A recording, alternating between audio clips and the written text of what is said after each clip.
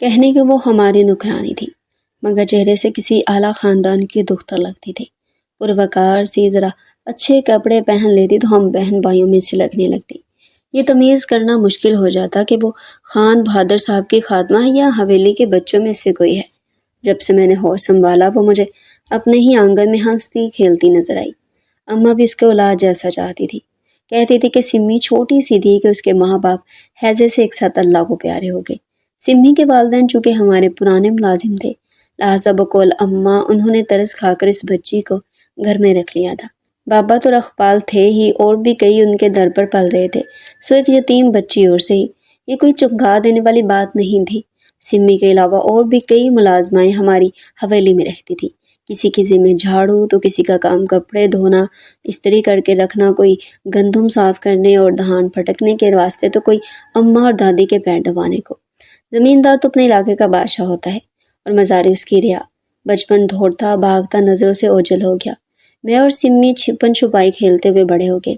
میری بہن ارجمند بانو، سمی اور بھائی شکیب بہادر، ہم چاروں کی چوکڑی میں سے بھائی شکیب کو بابا جان نے میٹرک کے بعد پڑھنے کو شہر بھیج دیا تو ہماری ٹیم بھی ٹوٹ گئی۔ اب شکیب بھیا کے بغیر میرا کسی کھیل میں دل نہ لگتا، اور یہی حال سمی کا بھی تھا۔ میں تو رنگ اور برس سے تصویریں بنا کر دل بہلا دیتی اور وہ گھر کے کام کاج میں مصروف ہو جاتی۔ شکیب تو لاہور کی رونقوں میں گم ہو گئے۔ روپے پیسے کی کمی نہ تھی، پڑھائی تو مشغلہ تھا۔ سیر و تفریح کرتے، روپے اڑاتے کم ہو جاتے تو وہ منگوا لیتے۔ آج کا غم نہ کل کی فکر، دوستوں کے ساتھ خوش تھے۔ تعلیم کے 4 سال پلک جھپکتے گزر گئے۔ اب ان کا دل لاہور کا ہو کر رہ گیا تھا۔ بھلا اس چھوٹے سے گاؤں میں کیا رکھا تھا، مگر بابا کی بڑی ذمہ داری تھی، سو بھیا کو واپس تو آنا ہی تھا، کیونکہ ذمہ داری انہیں کو سنبھالنی تھی۔ جس روز بھیا لاہور سے لوٹے، سمی بھی میری طرح خوش پھر رہی تھی۔ وہ آج گھر کے کام کاج میں خصوصی دلچسپی لے رہی تھی۔ اماں جان کے ساتھ شکیب کی پسند کے کھانے بنوانے میں مدد کر رہی تھی۔ اس وقت میں برآمدے میں سمی سے بات کر رہی تھی جب بھیا اچانک گھر کے اندر آئے۔ ان کو دیکھ کر سمی شرمائی اور پھر پیٹھ موڑ کر اماں کے پاس کچن میں چلی گئی۔ آج بھی مجھ کو وہ اس کا دھیرے دھیرے چلنا اور کاجل سے پکیزہ دھلی دھلی آنکھوں سے پلکنے جھپکانا یاد ہے۔ اس کی بھیا کو دیکھنے کی معصوم ادا میرے دل میں چھپ کر رہ گئی تھی۔ بھیا نے آتے ہی میرے سر پر پیار کیا اور اماں کا پوچھا۔ میں نے برچی کھانے کی طرف اشارہ کیا، وہ سیدھا ادھر گیا اور ماں کے گلے لگ گیا۔ اچانک اس کی نگاہ اٹھی، سمی قریب کھڑی مسکرا رہی تھی۔ تبھی بھیا نے اس کی خیریت پوچھی۔ وہ شرما گئی۔ بچپن میں ساتھ کھیلنے والی آج شرمائی تو اس کو اجنبی سی لگی۔ اس کے ساتھ ایک نیا روپ اس کے چہرے پر تھا۔ شکیب کو تو وہ ایک غیر اہم شے کی مانند یاد نہ رہی تھی، لیکن سمی کے چہرے کی دھمک بتا رہی تھی اس کو شکیب کا بہت انتظار تھا۔ شہر میں شکیب نے کتنے ہی حسین چہرے دیکھے تھے، لیکن کسی چہرے نے بھی میرے بھائی کے دل کو نہیں لبھایا تھا۔ لیکن آج ان کو احساس ہوا کہ گاؤں میں رہنے والی لڑکیاں سادگی کے باوجود حسن کی تصویر ہوتی ہیں۔ میں نے محسوس کر لیا کہ سمی کی کشش رفتہ رفتہ میرے بھائی کو محصور کرنے لگی تھی، اور وہ اب ماشاءاللہ 21 یا 22 برس کا ہو چکا تھا۔ ایک ہی گھر میں رہتے ہوئے کئی ایسے موقع آئے جب ان کو تنہائی میسر آئی، لیکن میرے بھائی کے دل میں اس لڑکے کا خاص مقام اور احترام تھا۔ میں نے اسے سمی سے کبھی غلط انداز سے مخاطب ہوتے نہیں دیکھا تھا، مگر اب وہ پہلے والا انداز بھی نہ رہا تھا۔ ان کے رویے سے ان کا لگاؤ ظاہر ہوتا تھا۔ بچپن کے ساتھی کی طرف دل کے جانے کون سے رشتے استوار ہو گئے تھے کہ شکیب اس کو دکھ پہنچانے یا برباد کرنے کا تصور بھی نہیں کر سکتا تھا۔ وہ اس کو جائز طریقے سے اپنانا چاہتا تھا۔ شکیب بھول گیا کہ وہ ہمارے نوکروں کی بیٹی ہے۔ وہ سمی کو اپنانے کا سوچنے لگا اور اس نے اپنی اس سوچ کو سب سے پہلے مجھ پر آشکار کیا۔ کہنے لگا، دورشوار پلیز تم میری مدد کرو، دیکھو وہ میری نہیں تمہاری بھی تو بچپن کی ساتھی ہے نا۔ شکیب کے جذبات کو میں سمجھتی تھی، مگر جانتی تھی وہ غلط سوچنے لگا ہے۔ ایسا ممکن نہیں تھا۔ ہمارے ٹکڑوں پر پلنے والی نوکرانی کی بیٹی کو بھلا میرے والد کیوں کر بہو کا درجہ دیتے؟ اکلوتا ہونے کے ناطے والدین جلد ہی بیٹے کا صحرا دیکھنا چاہتے تھے، لیکن وہ جہاں رشتہ لگائے بھیا انکار کر دیتے۔ اپنوں کو چھوڑ کر میرے والدہ نے بلاہور گھروں میں خوبصورت لڑکیوں کے نام لینے شروع کر دیے۔ پہلے تو ہم میں سے کسی کی سمجھ میں نہیں آتا تھا کہ میرا بھائی اچھے گھرانے کے بھی خوبصورت لڑکیوں کو کیوں ٹھکرا دیتا ہے، مگر غور کرنے پر جان لیا کہ اس کی وجہ سمی ہے اور وہ اسی سے شادی کرنا چاہتا ہے۔ بھائی سے پوچھا تو اس نے دل کی بات مجھ پر آشکار کر دی۔ یہ بات میں نے اول کسی کو نہ بتائی۔ ایک روز موقع ملتے ہی سمی کو پکڑ لیا، وہ گھبرا گئی۔ میں نے کہا گھبراؤ نہیں، مگر مجھے سچ بتاؤ، کہ بھائی نے تم سے شادی کے لیے کہا ہے یا تم نے اس سے کوئی بات کی ہے؟ اگر تم دونوں کے درمیان اس مسئلے پر بات ہو چکی ہے تو مجھ کو ضرور آگاہ کرو، بالکل بھی مجھ سے کچھ نہ چھپانا، تاکہ تمہاری زبان بنوں، تمہاری مدد کر سکوں۔ بابا جان میری بات نہیں ڈالتے، میں بس یہی کہوں گی کہ میں سمی کو پسند کرتی ہوں اور اسی کو بھابھی بنانا چاہتی ہوں۔ امی کو بھی ہم منا لیں گے۔ وہ کہنے لگی، دریشوار آپ بھی خدا کے لیے ایسی بات کسی کا نہ کہیے گا، ورنہ خان بہادر صاحب مجھ کو زندہ نہ چھوڑیں گے۔ وہ سمجھیں گے میں نے ہی شکیب کو بھڑکایا ہے، حالانکہ میں نے ان سے کبھی ایسا کچھ بھی نہیں کہا۔ ایسا کہتے ہوئے کانپ رہی تھی۔ اس کو اس قدر خوفزدہ دیکھ کر میں تڑپ گئی۔ وہ رونے لگی تو میں نے حوصلہ دیا، سمی دیکھو، کبھی والد صاحب نے تم کو ڈانٹا ہے یا کبھی انہوں نے تمہارے ساتھ کوئی سختی کی ہے؟ نہیں نا، تو پھر تم کیوں اتنا ڈر رہی ہو جبکہ تمہارا کوئی قصور بھی نہیں ہے؟ ٹھیک ہے، تم راضی نہیں ہو تو میں کسی سے کچھ نہیں کہتی۔ آپ شکیب کو بھی سمجھائے، نہ جانے وہ کیوں ایسا سوچنے لگے ہیں، جبکہ ممکن نہیں ہے۔ میں تو ان کو بھائی کہتی ہوں۔ اچھا، میں بھیا کو سمجھا دوں گی۔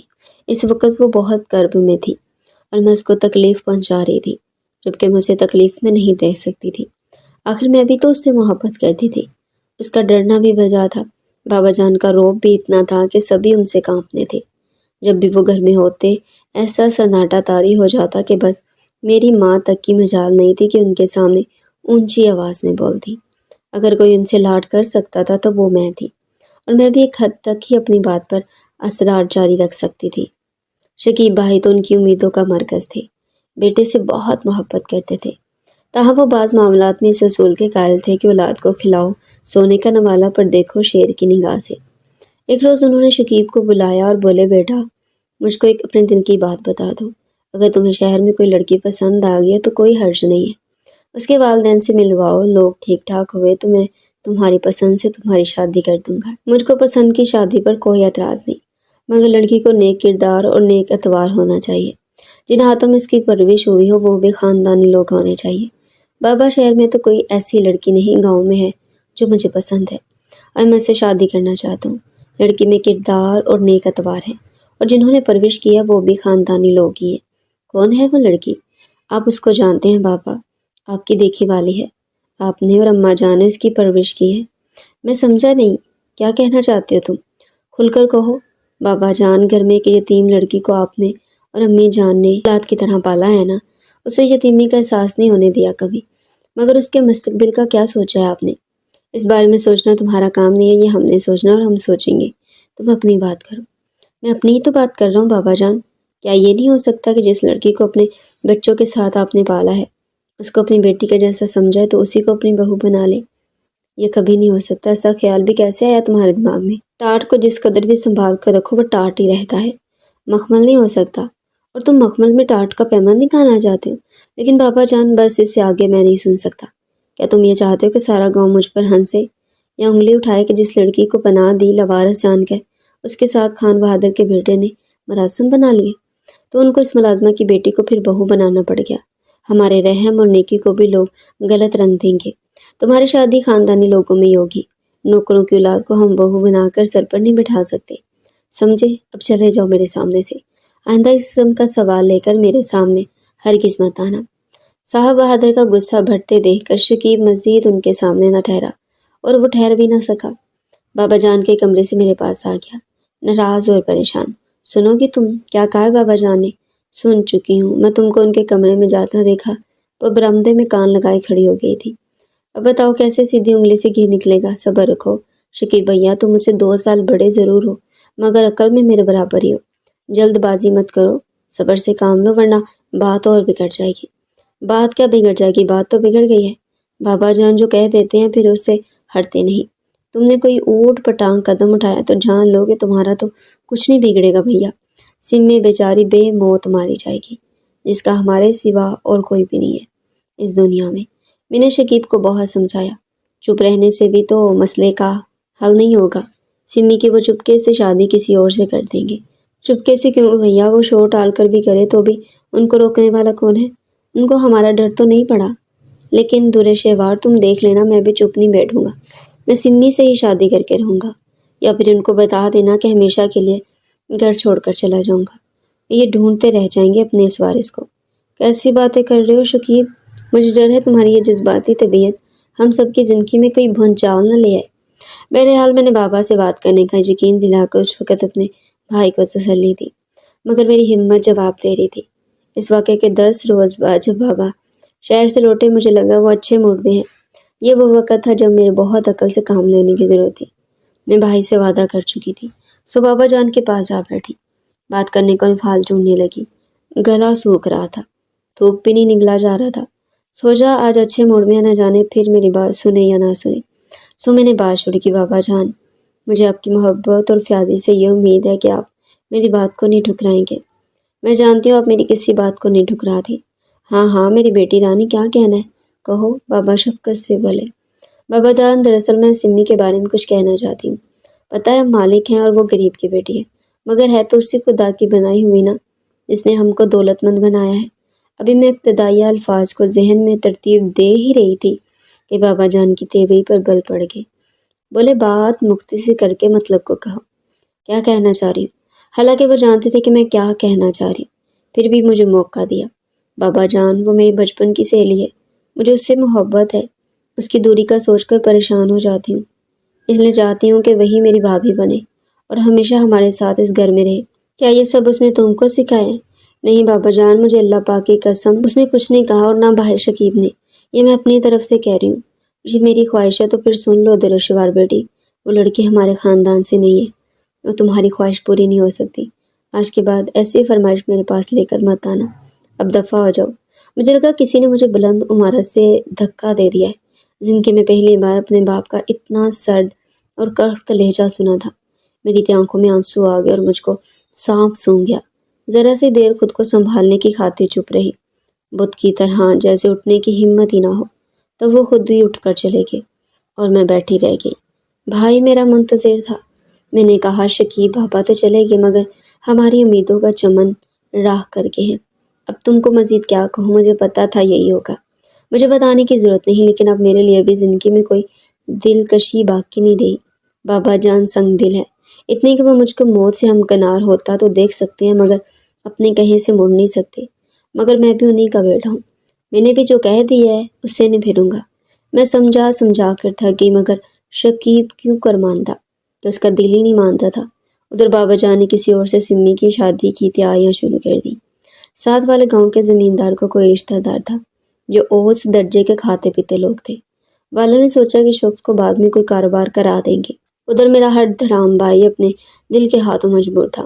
یوں ہی اس کو پتہ چلا بابا جان سمی کو برابر والے گاؤں بیاہنے کی تیاریاں کر رہے ہیں، اس نے طوفان کھڑا کر دیا۔